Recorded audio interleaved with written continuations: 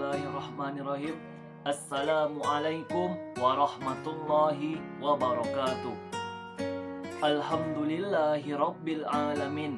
Nahmaluhu wa nasta'inuhu wa nastaghfiruh wa na'udzu billahi min syururi anfusina wa min sayyiati a'malina. May yahdihillahu fala mudhillalah wa may yudlilhu fala hadiyalah.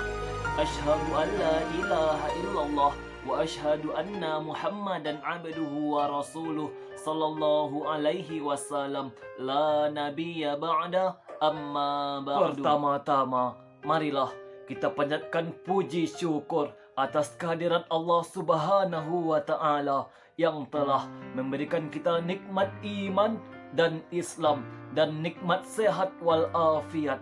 Karena dengan nikmat tersebut kita dapat menjalani tugas ujian akhir semester ini.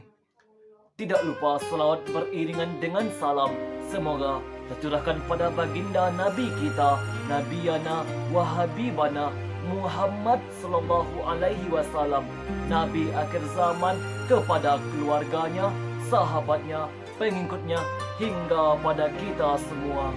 Yang saya hormati Ibu Tri Yuliana Wijayanti selaku dosen pengampu mata kuliah Tauhid Ilmu Kalam pada semester 2 ini. Baiklah, untuk tidak memperpanjang kata-kata mukadimah, langsung saja saya Muhammad Farhan dengan NIM 2030101131 jurusan Pendidikan Agama Islam semester 2 kelas PAID. Saya akan memberi judul ceramah saya yaitu ciri-ciri orang ahlu sunnah wal jamaah. Seseorang disebut ahlu sunnah wal jamaah karena mereka senantiasa berpegang kepada sunnah Rasulullah Sallallahu Alaihi Wasallam. Sunnah secara bahasa berarti tata cara. Adapun sunnah secara istilah adalah semua yang Rasulullah Sallallahu Alaihi Wasallam ajarkan. Di mana sunnah ini merupakan dasar Islam. Sunnah berfungsi menjelaskan Al-Quran.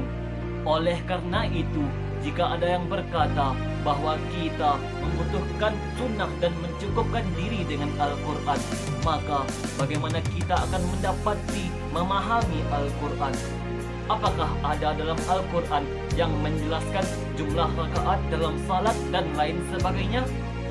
Maka orang yang menolak sunnah berarti dia sudah menolak Al-Quran. Bahkan dia sudah menolak Islam secara keseluruhan. Bagi ahlu sunnah wal jamaah, Al-Quran dan sunnah adalah segala-galanya.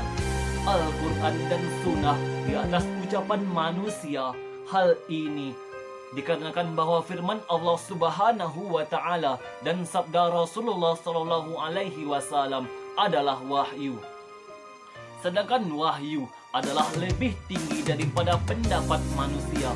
Allah Subhanahu wa taala berfirman, A'udzu billahi minasy syaithanir rajim. Bismillahirrahmanirrahim. Ya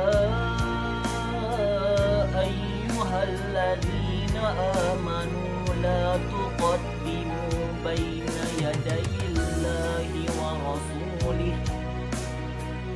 Hai orang-orang yang beriman, janganlah kamu mendahului Allah dan Rasulnya.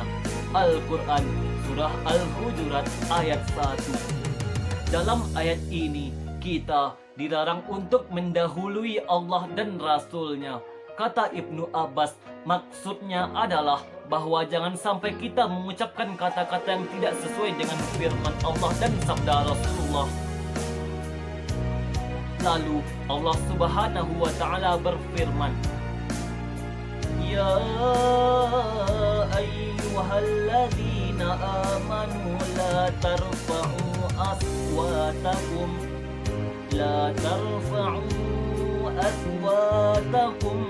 fawqa sawtin nabiyyi wa la tajharu lahu bil qawli ka jahri ba'dikum bil qawli kajahri ba'dikum li ba'din an tahbata a'malukum wa antum la tash'urun. Hai orang-orang yang beriman, janganlah kamu meninggikan suaramu melebihi suara Nabi, dan janganlah kamu berkata kepadanya dengan suara yang keras, sebagaimana kerasnya suara bagian kamu terhadap sebagian yang lain, supaya tidak hapus pahala amalanmu, sedangkan kamu tidak menyadari. Al-Quran Surah Al-Hujurat ayat 2. Lihatlah, jika mengangkat suara lebih, suara Rasul saja bisa membatalkan amal. Bagaimana kalau kita mengangkat pendapat kita atau pendapat seseorang di atas pendapat Rasul? Maka dari itulah kita ahlu sunnah wal jamaah, dan siapapun ahlu sunnah wal jamaah tidak boleh mendahulukan ucapan siapapun di atas ucapan Allah dan Rasulnya. Imam Asy-Syafi'i rahimahumullah mempunyai nasihat-nasihat agar berpegang kepada sunnah, sampai beliau rahimahumullah mengatakan, apabila kalian mendapatkan dalam buku saya ini pendapat yang bertabrakan dengan sabda Rasulullah SAW, maka yang kalian harus ambil adalah sabda Rasulullah SAW. Buang jauh-jauh pendapatku. Imam Syafi'i rahimahumullah memberikan bimbingan kepada kita bahwa jika ucapan Imam Syafi'i bertabrakan dengan sabda Rasulullah SAW, maka yang harus didahulukan adalah sabda Rasulullah SAW. Jika Imam Syafi'i saja mengatakan demikian, apalagi ucapan yang di bawah beliau rahimahumullah. Dalam hal ini bukan berarti kita tidak butuh ulama. Membutuhkan ulama karena ulama yang paling tahu tentang Al-Quran dan Sunnah. Tapi ulama bukan dijadikan untuk menolak Al-Quran dan hadis. Ulama adalah wasilah untuk memahami Al-Quran dan hadis. Ulama bukan tujuan. Sementara banyak di antara kita menjadikan ulama sebagai tujuan, seakan-akan ucapan ulama tidak mungkin salah. Imam Syafi'i dikenal sebagai pembela hadis, dan memang demikian hakikat ahlu sunnah wal jamaah. Siapapun yang mengaku dirinya ahlu sunnah wal jamaah, maka dirinya harus sunnah Rasulullah SAW. Jangan ngaku ahlu sunnah wal jamaah jika masih benci dengan sunnah Rasulullah SAW. Mungkin hanya sekian yang dapat saya sampaikan. Lebih dan terkurang saya mohon maaf. Wabillahi taufik wal hidayah, waridha wal inayah. Assalamualaikum warahmatullahi wabarakatuh.